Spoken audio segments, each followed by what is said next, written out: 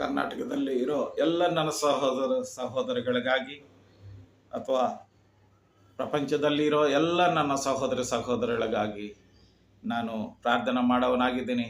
ಈ ಸಮಯದಲ್ಲಿ ದೇವರ ವಾಕ್ಯದಿಂದ ಯಾಕೋಬನು ಬರೆದಿರೋ ಅಂಥ ಅಧ್ಯಾಯ 4ನೇ ಅಧ್ಯಾಯ 6ನೇ ವಚನ ನಾವು ಓದಿಕೊಳ್ಳೋಣ.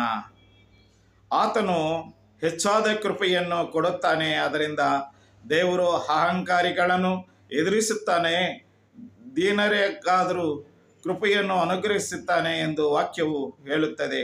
ಈಗ ಆರೆಲ್ಲ ದೇವರಿಗೆ ಅಧೀನವಾಗಿರಿ, ಸೈತಾನನ್ನು ಎದುರಿಸಿರಿ, ಆಗ ಅವನು ನಿಮ್ಮನ್ನು ಬಿಟ್ಟು ಓಡಿ ಹೋಗುವನು. ದೇವರ ಸಮೀಪಕ್ಕೆ ಬನ್ನಿರಿ ಅಂತ ಬರೆಯಲ್ಪಟ್ಟಿದೆ.